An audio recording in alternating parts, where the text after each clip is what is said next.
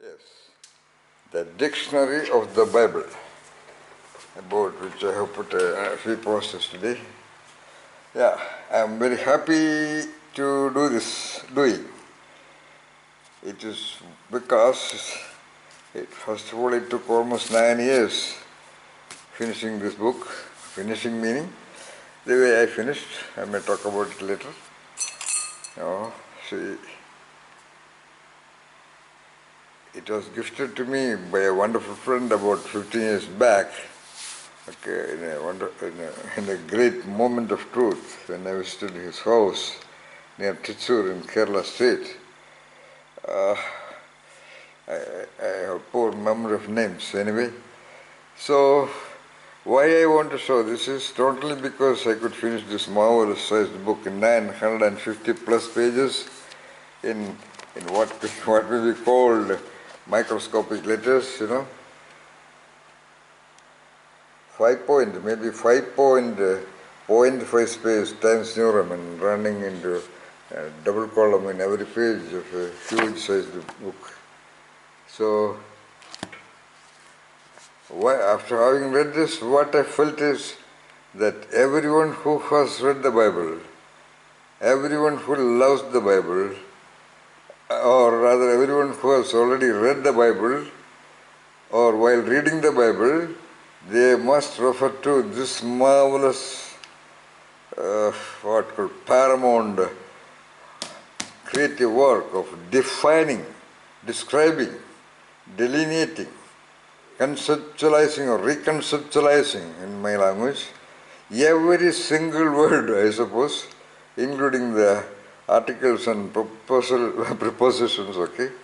That's why it is marvelous according to me as a language researcher. Yeah, in front I have kept the photo of my mother, a great teacher who inducted me into the world of reading. I have not been much to schools. She is my great Paramaguru. Yeah. Of course, my father too, who introduced me to all Sanskrit classics and Upanishads, and including the Kadambari Sangraham of Banapatan, Dictionary of the Bible. Yeah, 1900. Yeah, I must definitely refer to the wonderful first owner. His name is written here, and the backside of the cartridge. Come on, lights. Enlighten this name. Yeah, C.H. Itup, 23, 1932. Oh, a great guy he must have been. Because within 3 years of his publication, he had a copy of this. Yeah, Dictionary of the Bible. Yeah, first few pages. Yeah, I must refer to as a researcher and writer of books. Yeah. Definitely it has been authored by some wonderful 40, 30 people, I suppose, 97 people I counted. Okay, great, yeah. Abbreviations, and where are the authors of articles? I am very careful in dealing with this book. I love this. I love all my books. Yeah. This many authors, okay. This many authors have contributed to this. Authors of articles in the Dictionary of the Bible. Oh, great geniuses, no doubt. And the editors must be, edited by James Hastings D.D., maybe Doctor of Doctors, maybe, I don't know what is the full form, with the cooperation of John A. Selby, D.D., and with the assistance of John C. Lambert, D.D., and of Shaker Matthews, D.D., who is the professor of theology and dean of the Divinity School in the University of Chicago. Oh, okay, there. But printed by the marvelous people in Edinburgh, T&T Clark, 38, George Street. I must say, marvelous, wonderful people. This was printed in a time of hand-picked typesetting, not of super fast computers and AI assisted whatever, and see the type, what, picking up every type from the whatever and assembling it on a board and then, okay. It is a paramount work, I would say. I would say it is the greatest work ever produced by humanity in terms of its volume and precision. Of course, there is the sublime work in a parallel way, the Indian Upanishads and other things, okay, and Puranas, Mahabharatam and Ramayana and all that, or the fasts of Gathe or whatever, Divine Comedy and all that. But when we open an auspicious great book, okay, so the purpose is to request or suggest or propose the Bible readers. There's no point in mugging up or outlining every details, but you can see the original concepts, because concepts and the reference give rise to the word. The name is not the thing. Anyway, after all, every word is just a name to call a thing. Any word. The name, the word Bible is to call this book.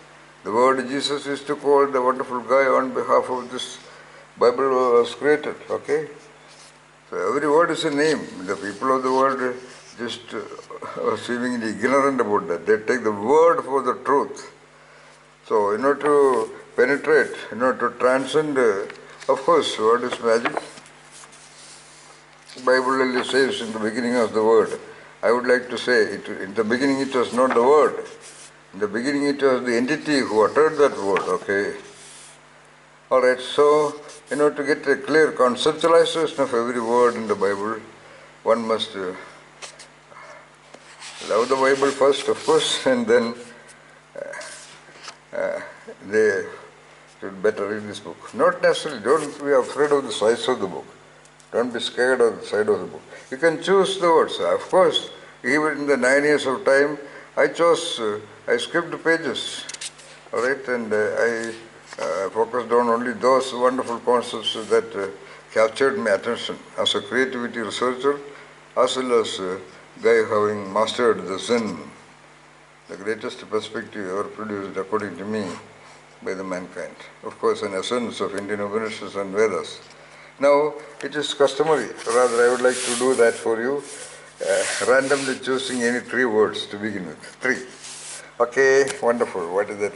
There's a tendency, why 3 words is a tendency to often open the middle of the page. Yeah. See the word, what a beauty. Clean and unclean. Clean and unclean. 2 concepts together. What a beauty. It is about the cleanliness. What is cleanliness of the body and the mind and the engines of intellect. The cleanliness in character actually. Cleanliness in mind setting. Cleanliness of attitudes and values, etc. To that level, Oh, it talks about sexual impurity. Oh. Okay. Yeah. They talk about sexual impurity. This is what I said, the normal distribution of population. Why human beings are so different, the so-called Gaussian normal distribution curve, which I always talk about in my training programs called Genius in Self, done every Saturday, which is chosen number of people. I have an explanation why the humanity is so distributed in a normal distribution curve, 50% below and 50% above the midpoint. Only 0.03% people representing the so-called genius, though it is in everyone else. Only 0.3%, 0.03% ever got inspired by one's own creativeness and originality and genius. So why it is? Because human beings can have sex at any point of the time. Every cat is a cat, or a rose is a rose. I say every cat is a cat, every bird. There is not a single incompetent cat in the world. All animals are equally competent because Their sexual activities are timed by the nature process. Whereas among human beings, they are very intelligent. They can have sex almost at any point of time, and it is increasing apparently. And in case of generating the generation, luckily the female egg comes only once in 28 days. And every egg is a different person. Every sperm is a different entity, see? So a wonderful individual is naturally kind of a lottery only. Alright, so, okay, clean and unclean. Introductory, it runs into, 50% of one column, second column, third column, fourth column, fifth column, 5 pages of 5 point times Neuroman. See, I never expected to see this concept here. Actually, when I read it first, only once, which took 9 years, I saw this, but of course I have seen this. Beautiful. It is a correct concept to come. That's the beauty of random opening of a great book. Greatness is hiding everywhere, like God is everywhere. Alright. Yeah, the word house, the most critical thing for human being. Ha ha ha. That's the beauty. The Maslowian theory of motivation. The basic motives, what you call sex, safety, security and sex. So security, house is a most critical concern for every human being in the world. House. No. House. The history of human habitation in Palestine goes back to the undated spaces of the Paleolithic or early Stone Age. Okay. Prehistoric archaeology is there.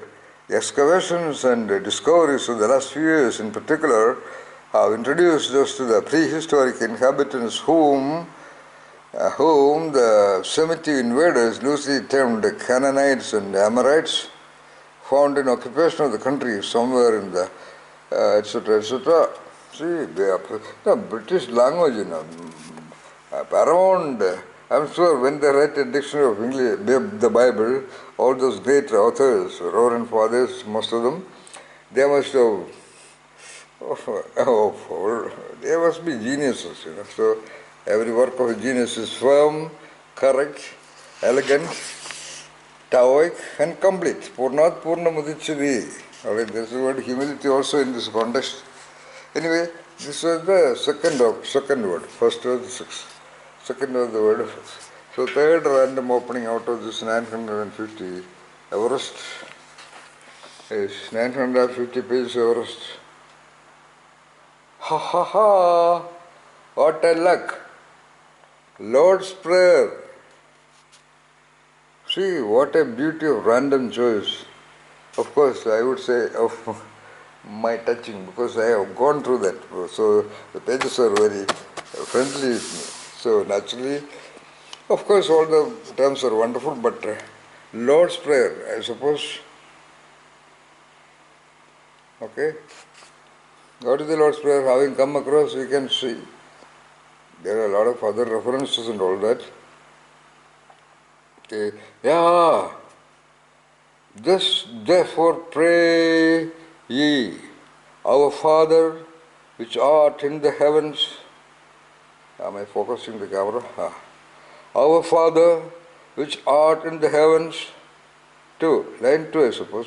Hallowed by thy name, thy kingdom come, thy will be done as in heaven, so on the earth. People may suspect that I had put some more so that I opened it. No, this is because I have been a creativity researcher for 45 years, a very original guy. I am very happy that, that's the beauty when we have already in love with something, things will happen. Okay, our daily bread give us today, and forgive us our debts as we also forgive our debtors. And bring us not into temptation. Temptation is that which governs the entire world today, one of the core spokes of the world today. But deliver us from the evil. Okay, delivery from the evil, impossible in the coming world. For thine is the kingdom and the power and the glory unto the ages. Amen. It continues, only few more lines, another 8 lines. Okay. Whensoever ye pray, say, Our Father, which art in the heavens. So we should have been, what's the point of talking to the Father in the heavens? Father must be present everywhere. Hallowed by thy name, thy kingdom come. Thy will be done as in heaven, so on earth. Okay. And forgive, the same thing only. Our daily bread give us bread, butter, jam, alright. And forgive us our sins, for we ourselves also forgive everyone that is indebted to us. And bring us not into temptation. Okay. I'm so happy. I think I have taken the 3 random pages, which are beautiful. The basic of sexuality, the primary reason for the continuity of generations of human beings and all other species. Okay. Sex is the core driver of existence on this planet Earth. Sexuality. People think that it is sex. Yeah, it cannot be. Alright. Now, second was the house, and the third is the prayer. That means that a prayerful attitude is something very essential for every human being, because he is blessed or she is blessed with the wonderful 90 billion neuronal world of central nervous system, all the engines of the body and the mind and the intellect and the spirit, okay, which are required in order to pray. So, thank you for watching. I am so happy to do this on behalf of my mother, who inducted me into reading. I happened to talk about her because I saw that photograph. Maybe about 2 months back I finished it, and occasionally I refer to this also. But today at night about 3 a.m. 3 a.m. This when Indian Chandrayaan is about to land moon, or I don't know whether it's already landed in the moon. So I'm talking about the life on planet Earth. Disregarding the planet Earth and its existence, the so-called countries are competing with each other to send rockets into outer space and to know what is there in the other parts. What a beauty. They don't know the parts of the very country, their own. Okay. Alright. With that kind of a conclusion, with great thanks to that wonderful guy who gifted me this work, this paramount work, and that particular great guy, C.H. Tope, who purchased this book. He must have been a great guy, alright. And I want to express my gratitude to that wonderful soul by doing this momentary video, unedited video, into the Facebook first, and maybe an edited, maybe something more added, a full video I'll be making and uploading it in my YouTube. Alright, bye bye. The Dictionary of the Bible.